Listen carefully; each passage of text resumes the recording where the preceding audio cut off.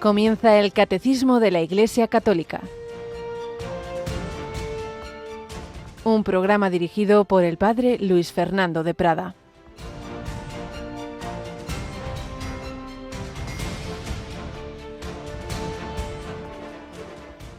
Escucha, Israel, el Señor nuestro Dios es el único Señor.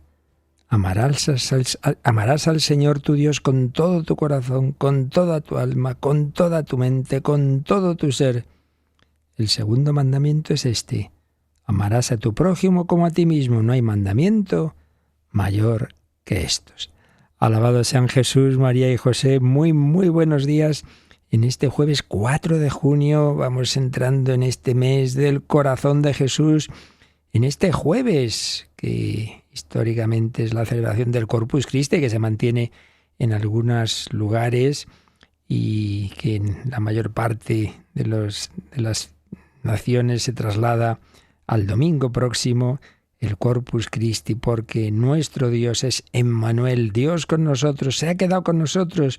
Cuando aquel escriba le pregunta a Jesús, el Evangelio de la Misa de hoy, ¿qué mandamiento es el primero de todos?, responde lo que hemos oído: escucha, Israel, escucha. Todo empieza por escuchar. No es, ante todo hay que cumplir. No. Tú escucha lo que Dios ha hecho por ti. Escucha que te ha dado todo: la vida, la salvación, la libertad, tantos y tantos bienes que cada uno de nosotros sabemos. Y si tenemos el regalo tremendo de la fe, el conocer el amor de Dios, pues ante todo es eso, dejarse amar por Dios. Y una vez que nos sabemos amados, entonces claro, pues como el niño pequeño que es querido por sus padres, corresponde espontáneamente.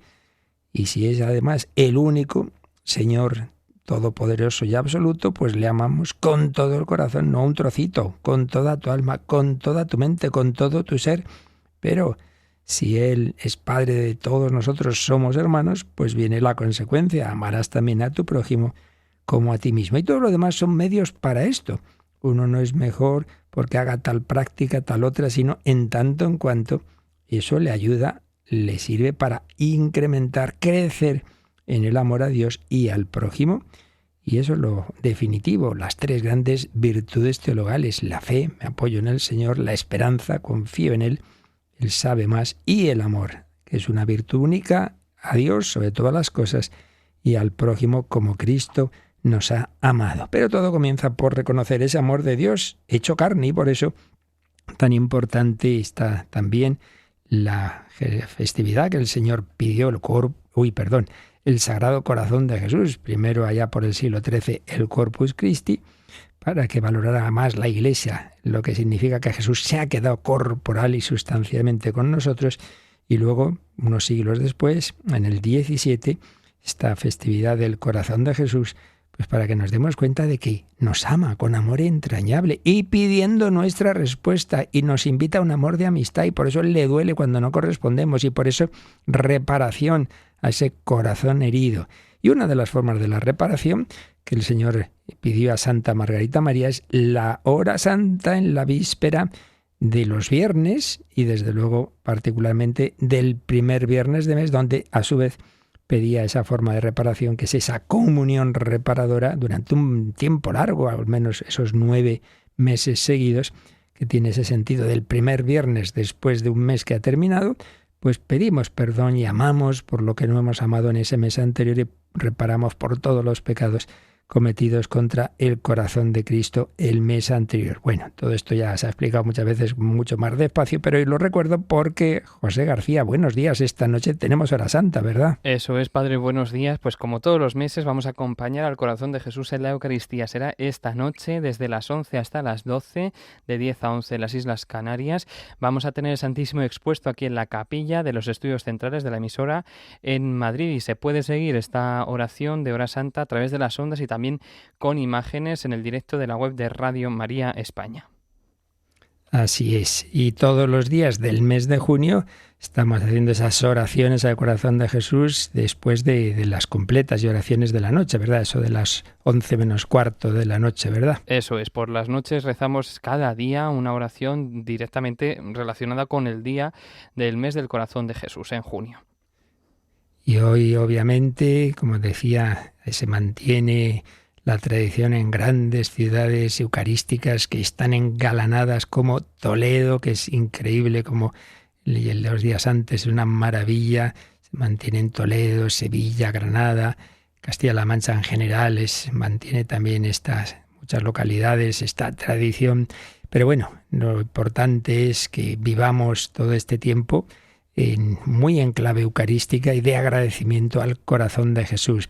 Esta noche, pues, la hora santa, ya sabéis que ya ayer se terminaron de recibir las intenciones que se van a poner al pie del altar, pero que una cosa es que estén ahí al pie del altar, ya no las mandéis, por favor, pero otra cosa es que el Señor las sabe, y que si tú estás en oración esta noche, pues las pones en tu corazón, que Él lo sabe todo. Pero además, a las 6 de la tarde, 5 en Canarias, pues vamos a también algo que al corazón de Jesús y a la Virgen le alegra mucho, ¿verdad? Claro que sí, vamos a rezar el Santo Rosario y especialmente con los niños. Habitualmente una vez al mes, un jueves a las 6 de la tarde rezamos este rosario. Pues hoy, esta tarde de 6 a 7, de 5 a 6 en las Islas Canarias, rezaremos el Santo Rosario con varios niños, así que anímense a seguir esta oración.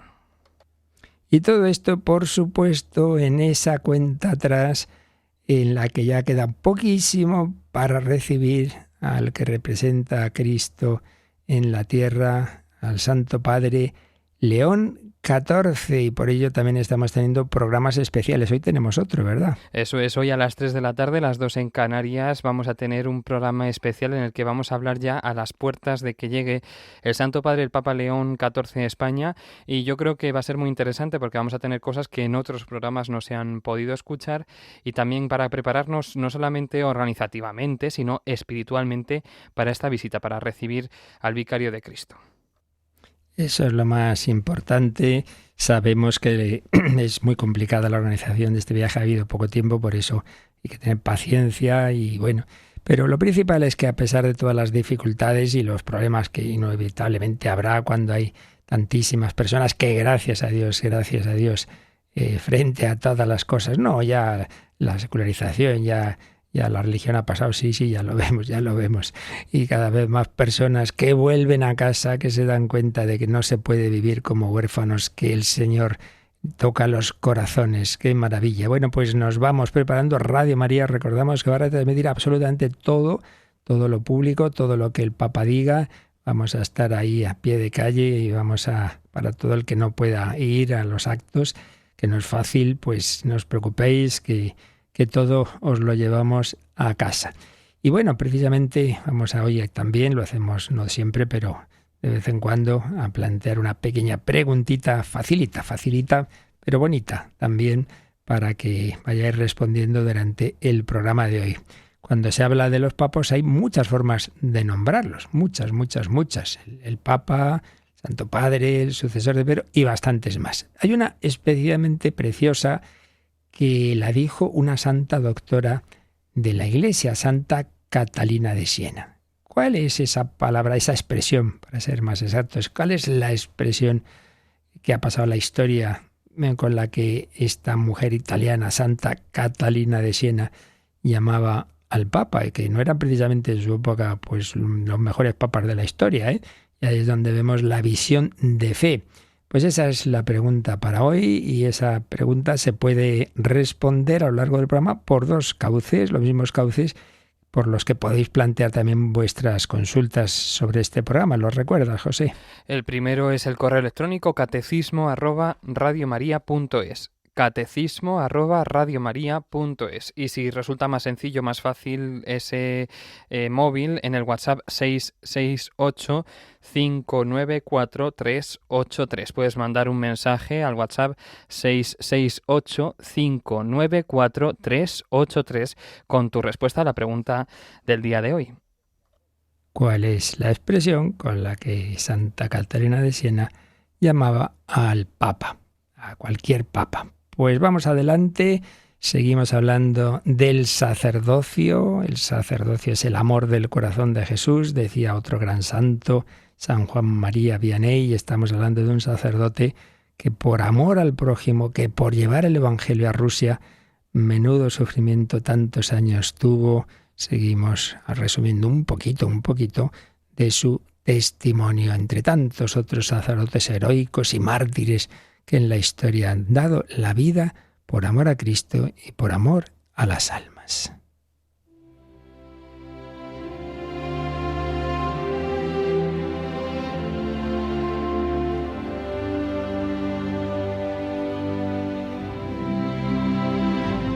Padre Walter Sisek, fragmentos de su testimonio completo lo tenéis en el libro Caminando por Valles Oscuros. Recordemos que después de 5 años en esa terrible cárcel de Moscú, Lubianka, le habían condenado como espía, bueno, lo de siempre, contrarrevolucionario, un hombre que solo había entrado en Rusia para anunciar el Evangelio.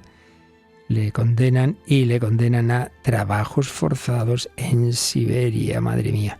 Y nos habíamos quedado en cuando le meten en un tren destino a Siberia, en un compartimento rodeado no de otros presos políticos que llamaban, sino de asesinos, de ladrones que, le miran muy torvamente, le quitan lo poco que tiene y el hombre pues con miedo, pero a la vez, oíamos ayer, como él se pone en presencia de Dios, ve en todo la voluntad divina y por otro lado también ve, y luego lo fue viendo a lo largo de los largos años de cautiverio, pues que debajo de esas historias y de esos rostros agresivos, pues había también, cómo no, un corazón que había sido muy herido y que de esa manera reaccionaba violentamente por no haber encontrado el amor.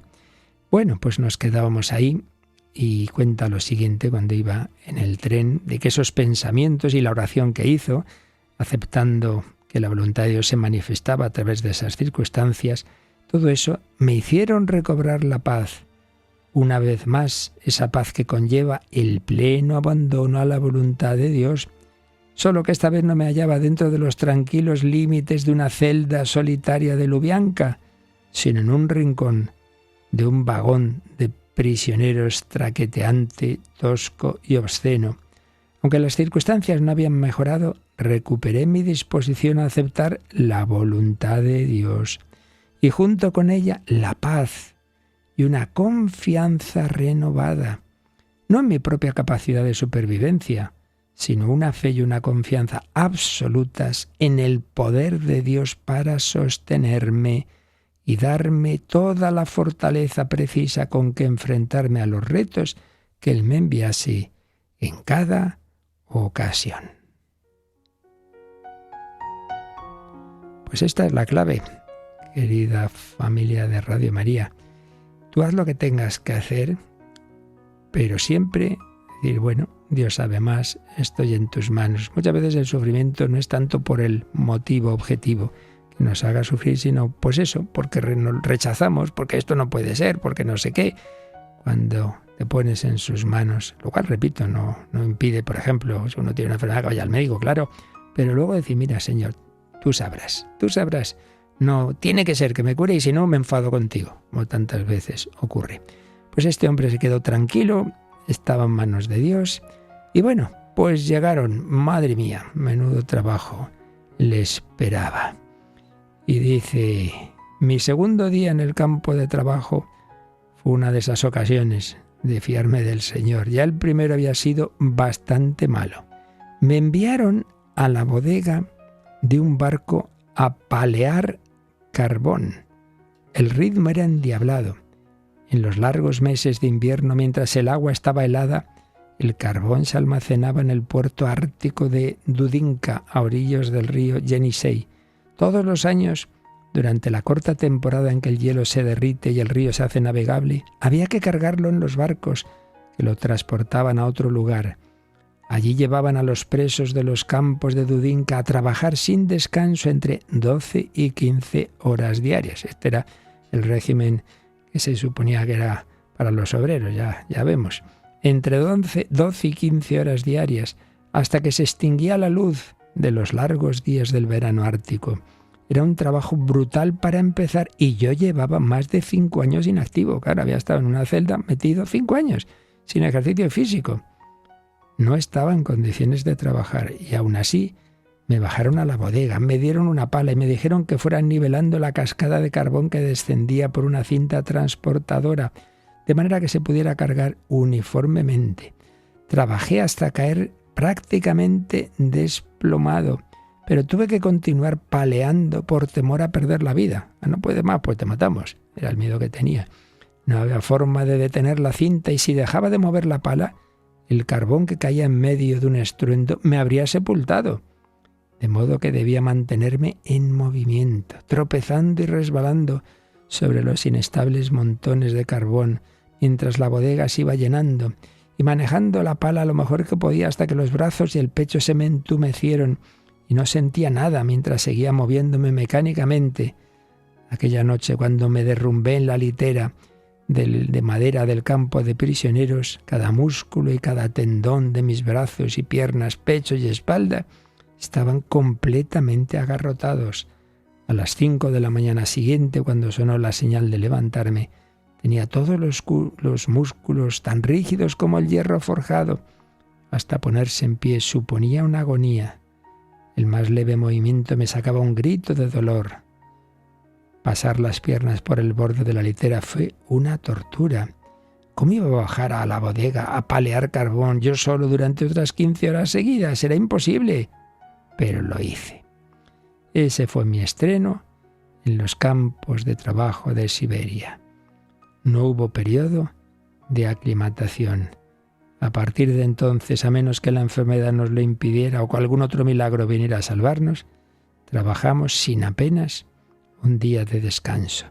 Para eso nos habían llevado a los campos del extremo norte. Madre mía, esos son nuestros sacerdotes de los que apenas sabemos estas historias, ¿verdad?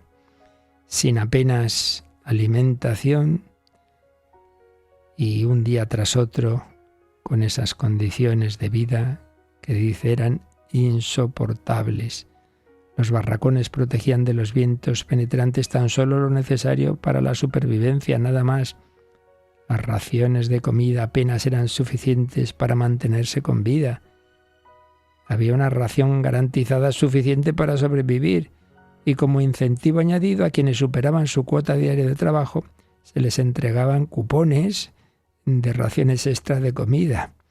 Ese plan de incentivos podía volverse físicamente en contra de uno. Entonces dice, en todos los años que estuve en los campos de Siberia, siempre me asignaron los peores trabajos y las brigadas más duras. Eso era lo que merecían los cargos que me habían valido la condena. Por otra parte, los campos brindaban la oportunidad de ejercer de algún modo mi sacerdocio y la aproveché. Había estado antes en una celda solo, ahora no. Los funcionarios estaban al corriente de esas actividades gracias a los confidentes. Y así continuaba atendiendo a mis compañeros presos. Entonces me castigaban, enviándome a las brigadas más duras, al trabajo más sucio, a tareas extra, que me dejaban extenuado y con poco tiempo y energía para ejercer el sacerdocio. Nada, pues él seguía. Ningún esfuerzo por parte de amigos influyentes logró que me trasladaran a brigadas mejores. A lo largo de los años que pasé allí, mi destino fue formar parte de las peores brigadas, excavando cimientos con las manos, abriendo zanjas en la tierra helada, descargando a peso y por la fuerza bruta pesados materiales de construcción, o arrastrándome por los húmedos y oscuros agujeros de las minas, donde un mal paso o un accidente siempre significaba la muerte.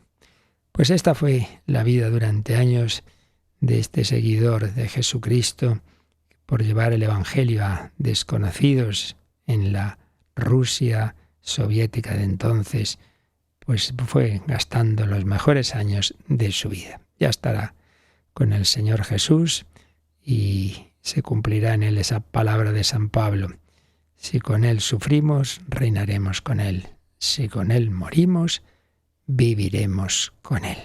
Pues pidamos por tantos cristianos y sacerdotes en particular que en muchos lugares del mundo están en situaciones de persecución, están presos, obispos presos que hay en China y en otros lugares. Pidamos por todos que el Señor les dé fuerza como se la dio a este hombre que se fue santificando en esas circunstancias tan duras.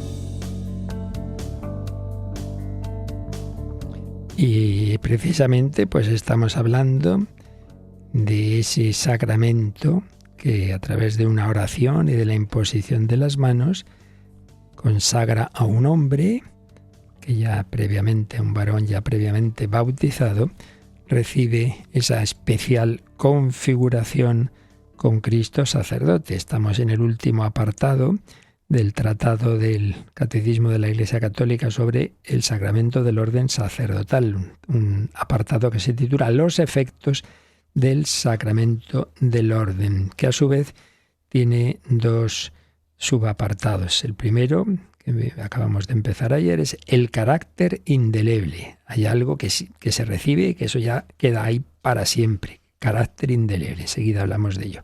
Y el segundo apartado, la gracia del Espíritu Santo, junto a esa señal especial que esa es segura siempre y que queda para siempre, pase lo que pase y haga lo que haga ese sacerdote, pero además hay una comunicación, una efusión de esa especial cercanía de Dios que llamamos la gracia de Dios, la gracia del Espíritu Santo, y que eso pues está llamado a seguirse recibiendo y cuidando. Bueno, pues eso ya lo veremos, pero hemos empezado por el carácter indeleble. Ayer leíamos el primer número, vamos a volverlo a leer, José, para empalmar lo que veíamos ayer, el 1581.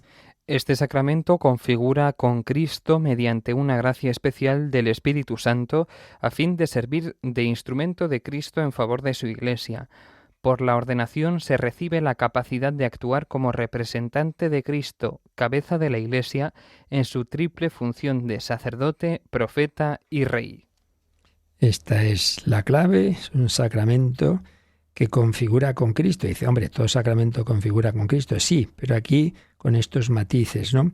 Hay una gracia especial del Espíritu Santo que hace que ese hombre se convierta de una manera particular en instrumento de Cristo en favor de su Iglesia.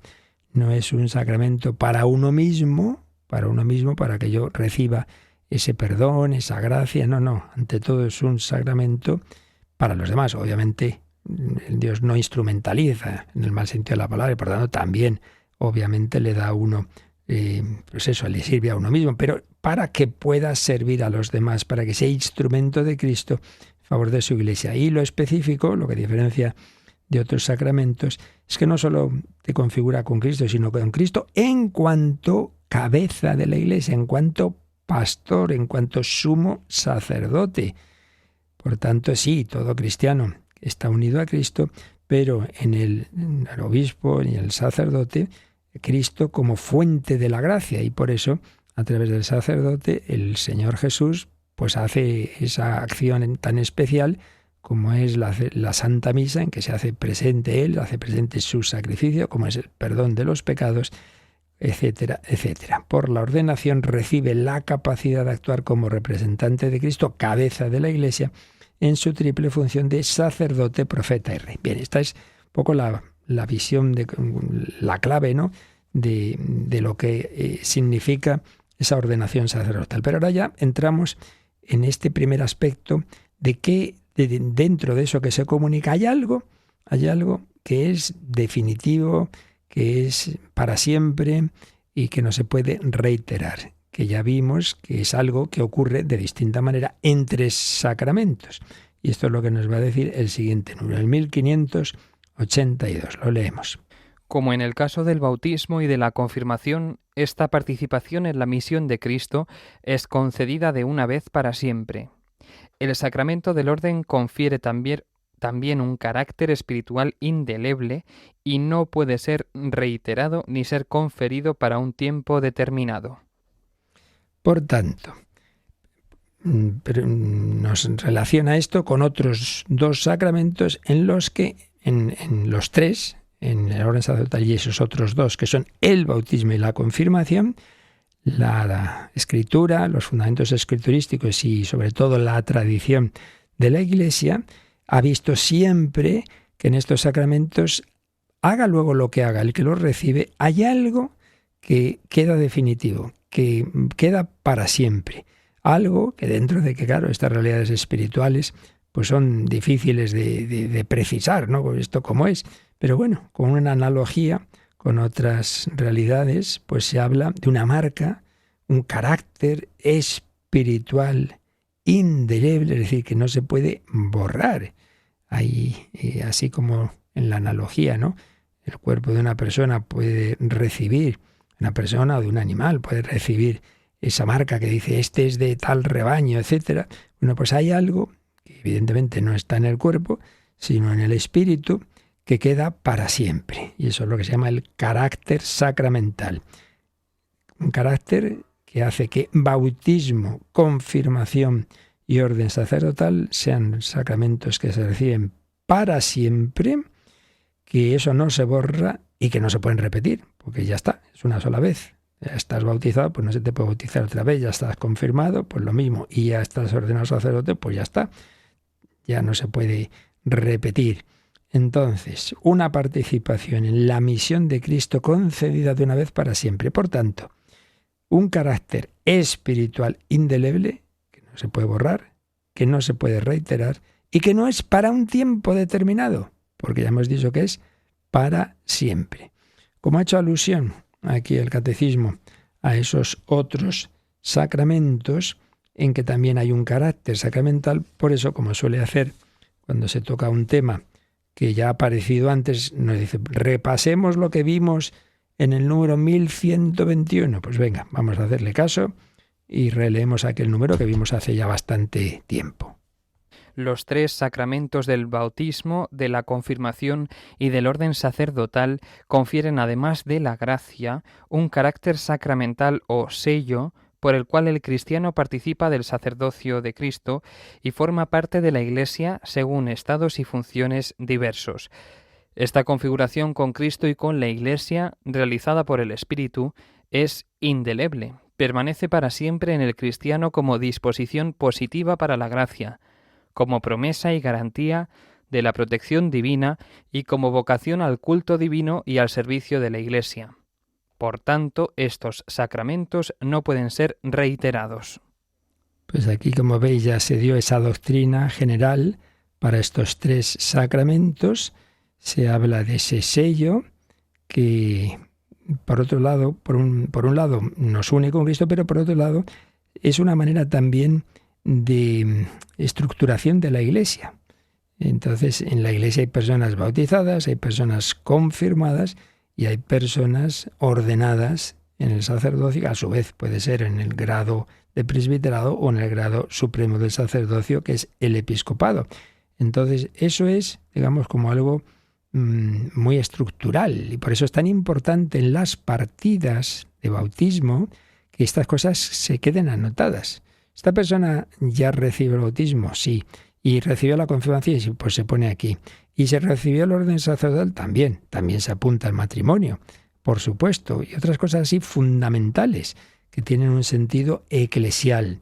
Y estos tres sacramentos, bautismo, confirmación y orden sacerdotal, tienen dos efectos. El efecto el definitivo, el indeleble, el que pase lo que pase va a quedar, que es ese carácter, y luego, como los demás sacramentos, también hay una especial efusión de la gracia de Dios, de la amistad con Cristo. Eso sí se puede perder. Uno puede, y vaya que se ocurre, ser bautizado, confirmado u ordenado sacerdote, y sin embargo, pues luego después, eso que ha quedado ahí, pero la gracia de Dios es así que, pues por desgracia, uno lo puede caer en pecado y quedar separado del Señor, pero queda siempre ese carácter. Y además permanece como disposición positiva para la gracia, es decir, que aunque uno caiga en pecado, hay algo dentro de uno como que le mueve a volver, porque eso está ahí, eso es una llamada especial, aparte de la que todos los hombres tenemos de nos hiciste, Señor, para ti, nuestro corazón está inquieto hasta que descanse en ti. Si además ha sido bautizado o confirmado y, por supuesto, ordenado, hay una especial llamada del buen pastor que dice, oye, que te has ido del rebaño. Y por eso, pues no es inútil que una persona haya sido, ahora hablo en general de todos estos sacramentos, bautizado o confirmado, no es inútil, aunque luego se despiste X años, porque ahí siempre va a haber también una especial invitación de la gracia a volver a casa. Pero claro, de manera especial, como veremos enseguida, pues en el caso del sacerdocio, eso ya es para siempre. Luego vivirás mejor o peor, pero eres sacerdote eternamente. Bueno, pues le damos gracias al Señor y recordamos que lo más importante que puede hacer un sacerdote es hacer presente a Jesucristo en la Eucaristía, hacer presente el Corpus Christi, el cuerpo del Señor y su sacrificio, que se renueva sacramentalmente en la celebración de la Santa Misa. Vamos a dar gracias al Señor por este maravilloso sacramento y con estas palabras medievales, adórote, devote, pues le decimos al Señor eso, que lo queremos adorar devotamente, agradecer que se ha quedado con nosotros, que ha bajado del cielo a la tierra obedeciendo a un sacerdote, más o menos santo o más o menos indigno, pero que le obedece Jesús cuando Él dice, esto es mi cuerpo. Adórote, devote, Señor mío y Dios mío.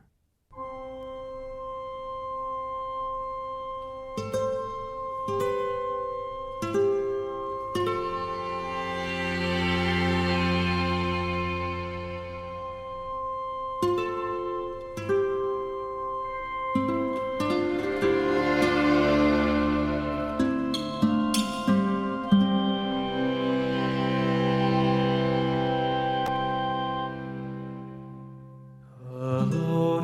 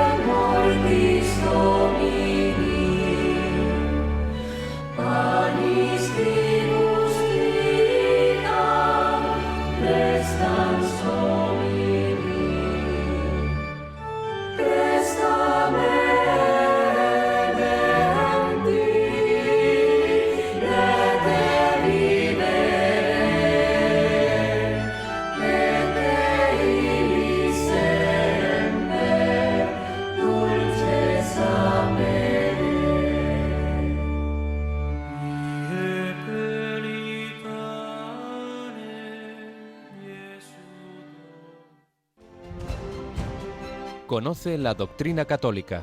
Escucha el catecismo de 8 a 9 de la mañana, de 7 a 8 en Canarias.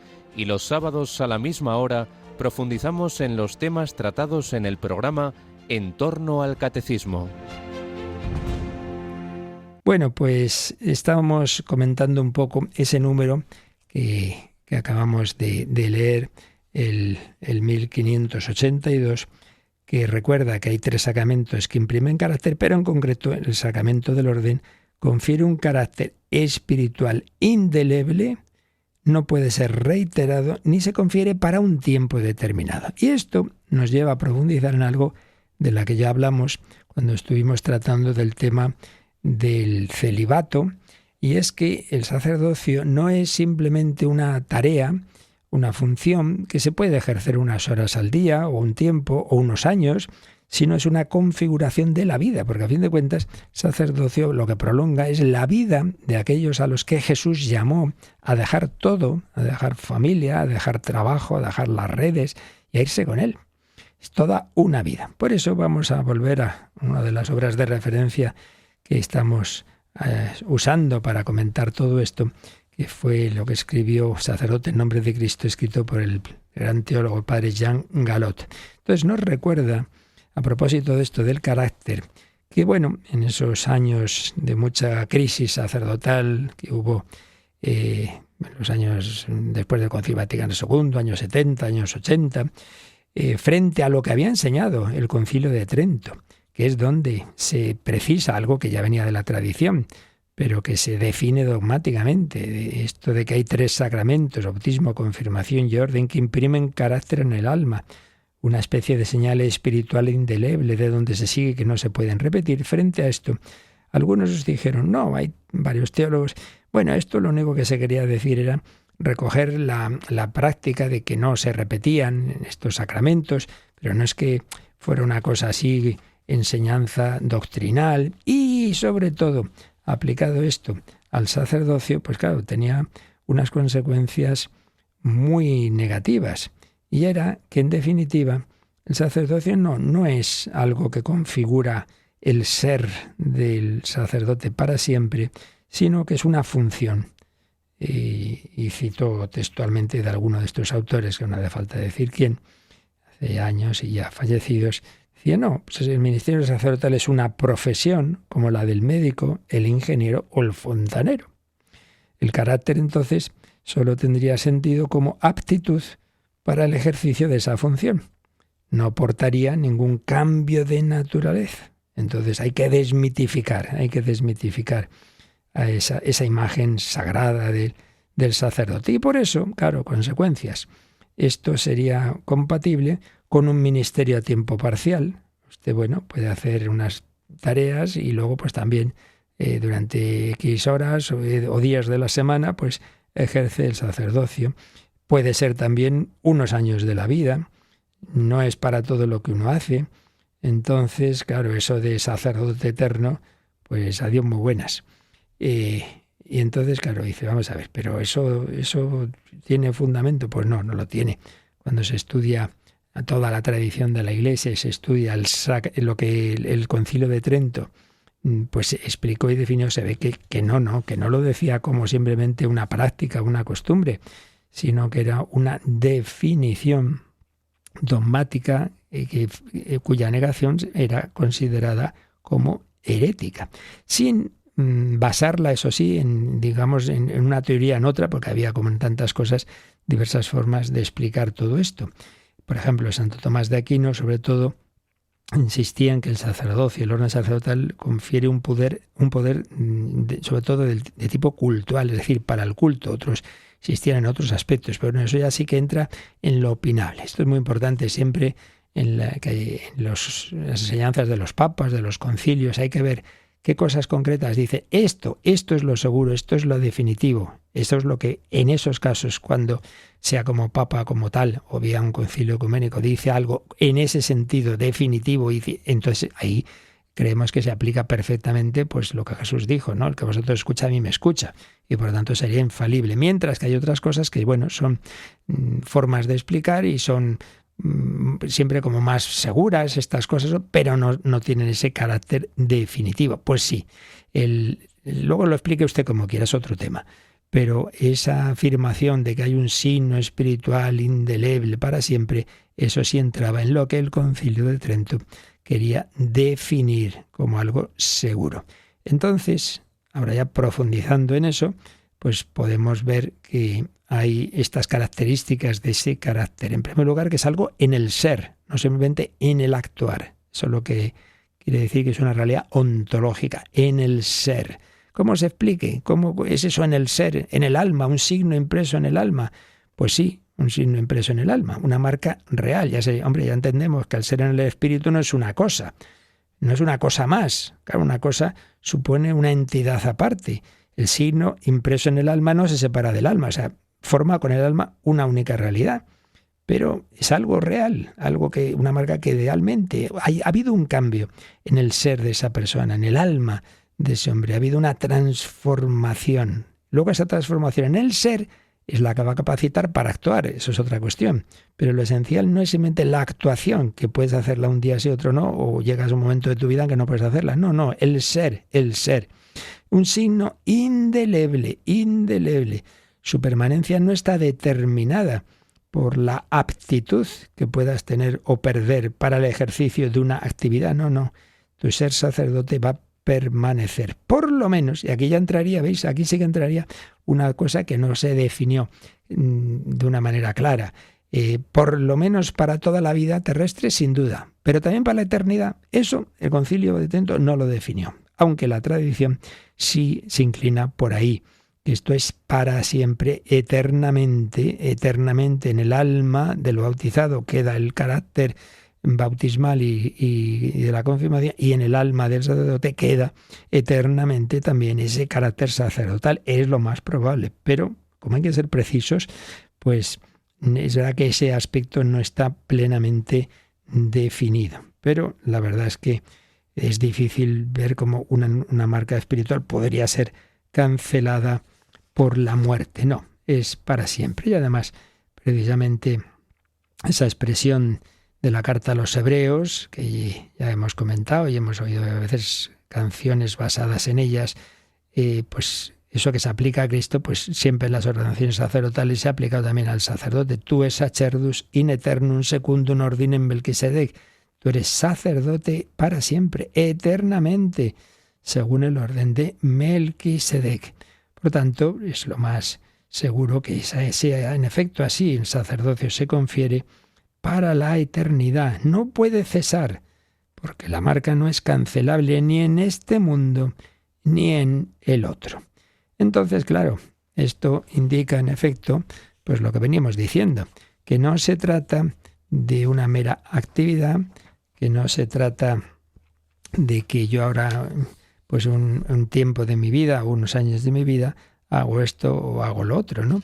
Sino que realmente es algo definitivo y eterno, basado en el carácter de Cristo del que hablábamos ayer, como hay, pues el Padre ha sellado a su Hijo, en primer lugar porque el Hijo eternamente, pues eso, procede del Padre, es imagen del Padre, pero luego ya como hombre, esa unión hipostática en la encarnación, luego esa nueva efusión del Espíritu Santo en el bautismo de Jesús en el Jordán, todo ello pues nos muestra a Jesús marcado para siempre. Bueno, pues el sacerdote también está marcado para siempre, para siempre. Bien, pues aquí tenemos esta enseñanza. Y uno le puede venir la duda, que ya le está viniendo a alguno por lo que estoy viendo, le puede venir una duda.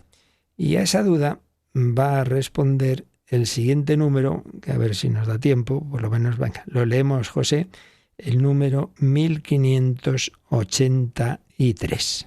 Un sujeto válidamente ordenado puede ciertamente por causas graves ser liberado de las obligaciones y las funciones vinculadas a la ordenación o se le puede impedir ejercerlas, pero no puede convertirse de nuevo en laico en sentido estricto porque el carácter impreso por la ordenación es para siempre. La vocación y la misión recibidas el día de su ordenación lo marcan de manera permanente. Pues sí, ya estaba alguno justamente preguntando, ¿y qué pasa con aquellos sacerdotes que dejan el ministerio y que se casan, etcétera, etcétera, si el carácter es indeleble? Pues muy sencillo, muy sencillo, ¿no? Que ya el tema no es tan sencillo, pero bueno, que la respuesta es bastante clara, eso sí es lo que quiero decir. Vamos a ver, primero hay que distinguir dos situaciones muy distintas. En el sacerdocio, como en el matrimonio, puede ocurrir, aunque en el sacerdocio es muy extraño, pero ocurre a veces, que se demuestra que por razones, ya digo, bastante extrañas en el sacerdocio y no tan raras, ni mucho menos en el matrimonio, que realmente la persona que dio ese paso en el sacramento, pues no tenía las condiciones psicológicas suficientes de libertad, de madurez, como para saber lo que hacía. Por eso hay casos, ya digo, frecuentes en el matrimonio, en que dice, vamos a ver, esta persona no se casó válidamente. El matrimonio fue nulo porque realmente estaba, yo conozco casos, ¿no? Pues moralmente como muy presionado en su casa o una inmadurez psicológica tal que uno dijo, sí, yo quiero. Bueno, no tenía fundamento. Eso en el sacerdocio es difícil, porque hombre, después de años de seminario y tal, es difícil, pero casos ha habido, y algunos hay. Entonces, en algún caso, realmente, pues es que no era sacerdote. Parecía que lo era y no lo era. Pero lo más habitual no es eso. Lo más habitual es que aunque uno sí se ordena sacerdote y lo sigue siendo para siempre. Entonces, puede haber circunstancias en las que, eso ya dependiendo de momentos de la historia y de la prudencia gubernativa de los obispos y, en último término, de los papas, un sacerdote llega a un momento de crisis, lo que sea, o, bueno, por otro tipo de razones, la que sea, en que puede ser que con culpa o no, eso solo Dios lo sabe, pero con un determinado momento, pues está en una situación en la que, y aquí es donde esto se junta con el tema que ya vimos anteriormente, el sacerdocio, decíamos, habitualmente, y por lo menos en la Iglesia latina y en parte también en la oriental, normalmente la Iglesia solo ordena sacerdotes a los que también han recibido el carisma del celibato. Entonces, si un sacerdote entra en una situación de crisis, que no puede, que tal y que cual, y pide la dispensa de ese celibato, que no es esencial, o sea, no es el sacerdocio. Uno puede ser sacerdote, ya lo hemos dicho, excepcionalmente puede serlo estando casado. En Oriente, si primero se casa y luego se ordena sacerdote, puede ser. O en Occidente, en algunos casos especiales también, porque es muy conveniente la unión de celibato y sacerdote, pero no es absolutamente esencial e imprescindible, no lo es. Son cosas realmente distintas, aunque convenga su unión, como ya explicamos, y no puedo volver a explicar todo. Bueno, entonces, que uno dice, no puedo, pido dispensa, yo me he equivocado, lo que sea.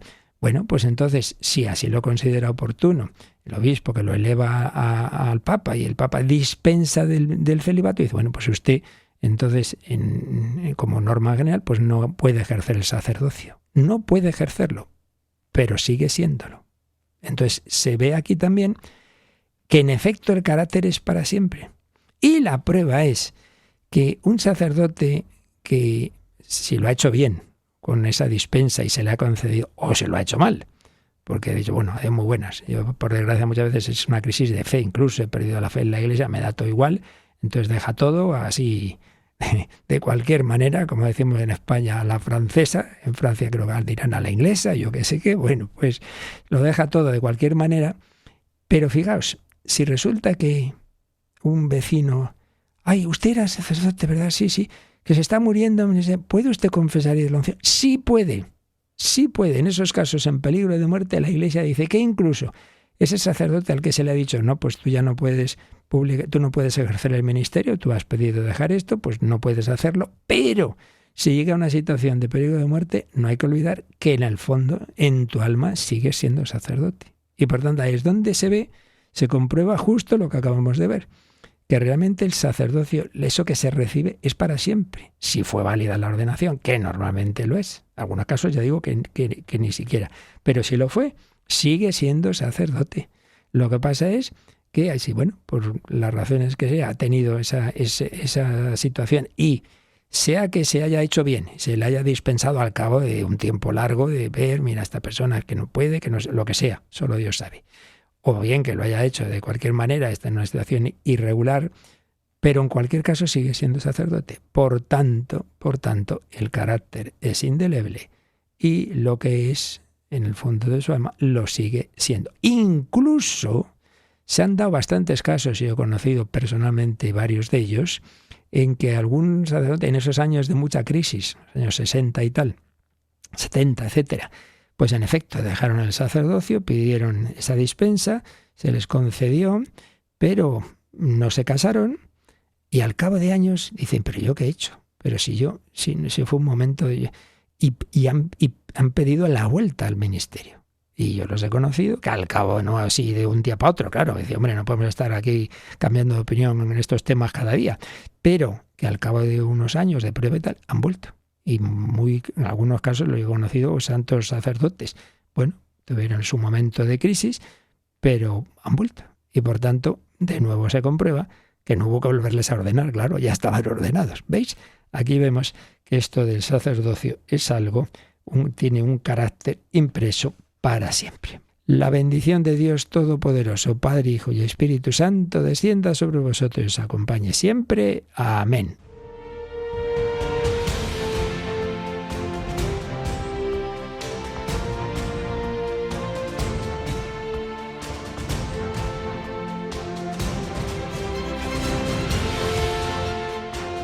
Han escuchado en Radio María el Catecismo de la Iglesia Católica, un programa dirigido por el Padre Luis Fernando de Prada.